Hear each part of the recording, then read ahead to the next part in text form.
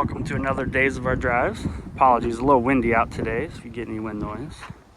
Today, we have a sport compact, the 1991 Nissan 240SX. And this one is a coupe, not a hatchback. You can see the trunk there. Nissan made these from 1990 to 1994 in this body style. So they offered a hatchback, a coupe, and also a convertible. This is called the S13. They made 214,000 of the S13s. And then from 1995 to 1998, they made an S14 with updated interior and exterior body. They made about 38,000 of those, far less popular. They came from the factory, the 2.4 inline four-cylinder. It's 155 horsepower, 160 foot-pounds of torque. You can get that with a 4-speed auto or a 5-speed manual. The car's weighed about 2,700 pounds and could do about a 16-second quarter mile. A really popular cars. Interestingly enough, Nissan tracked the sales of these, and in the 90s, about 61% of all the people that purchased them were single adult women. Really good looking car, very popular today on the sport compact scene, especially for drifting. This one in particular has had a lot of work done. So I'll put a picture up here so you can see the difference.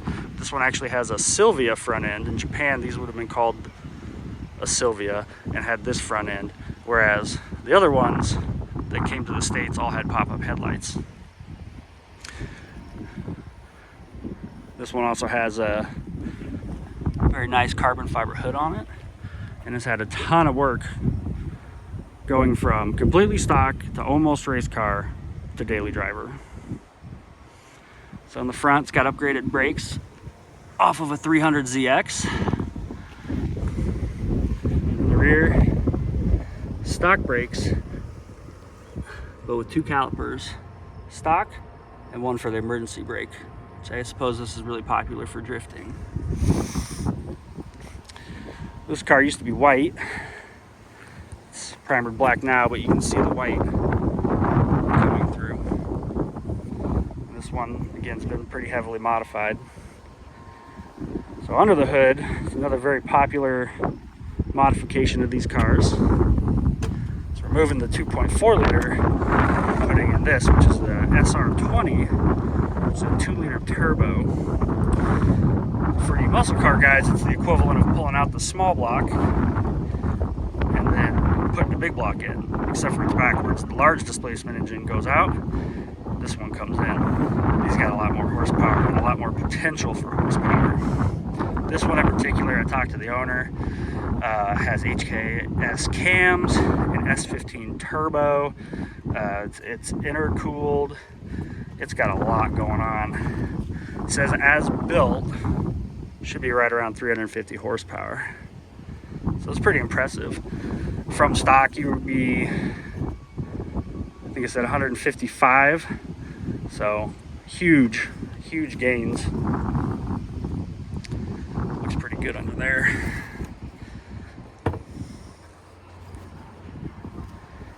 The interior on this one's been prepped.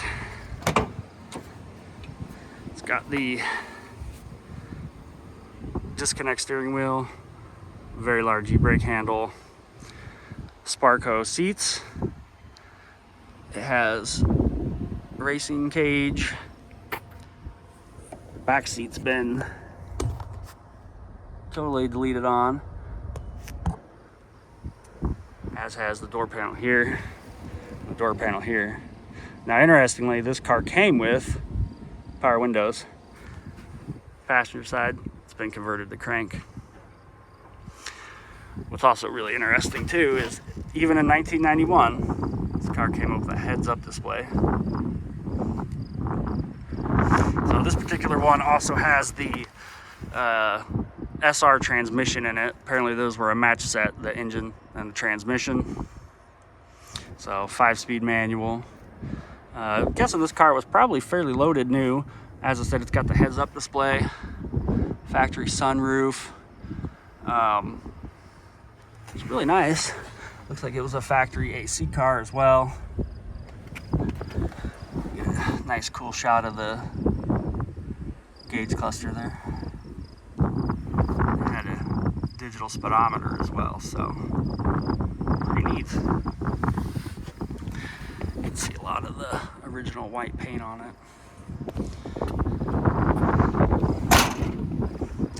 So the car, they don't really know the history of it before 2018. They purchased it, put the engine in, put the transmission in, did the suspension work, brake work, wheels, tires, things like that, and then it basically sat for about 5 years. And the owner recently got a hold of it, started putting some work into it, and started driving it fairly regularly. Maybe not every day, but darn close. So, and he's been having a blast with it. So it's super nice, super cool to see a car make it basically into a race car and then come back to something that gets driven all the time. Usually once it's a race car, it stays a race car. So pretty nifty to see that. A few options that Nissan had in these cars. You could get these with four-wheel steering, called Hikis. And I apologize if some of this information's a little off. The notes and articles I read online were a little bit contradictory in a few points, like what was the first model year, what you could and could not get with certain trim levels.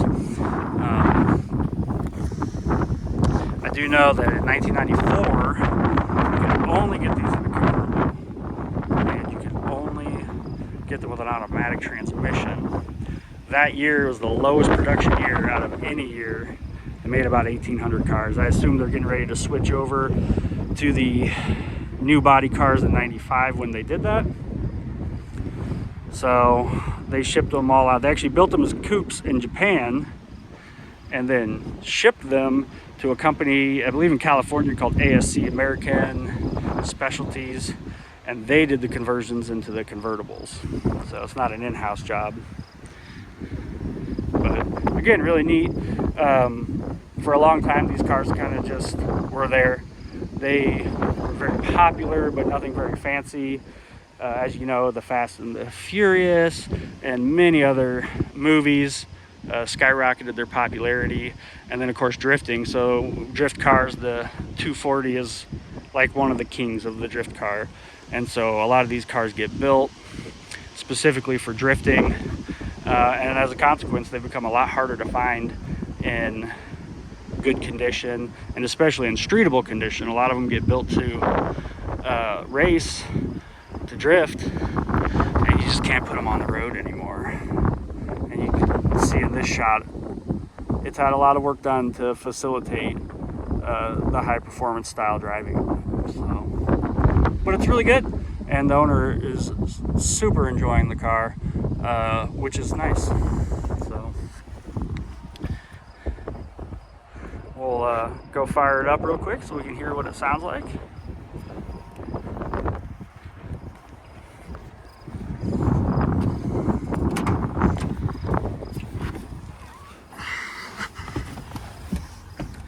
That's a tight fit for this guy.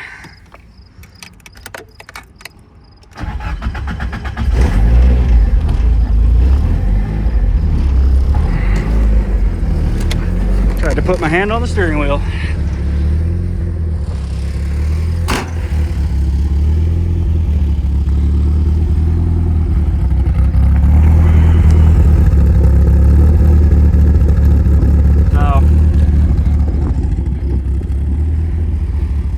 Told me the idle's a little bit rough until it warms up. That's partially a consequence of sitting for 5 years, so he's in the process of sorting it out. But so once it warms up, it's all good to go.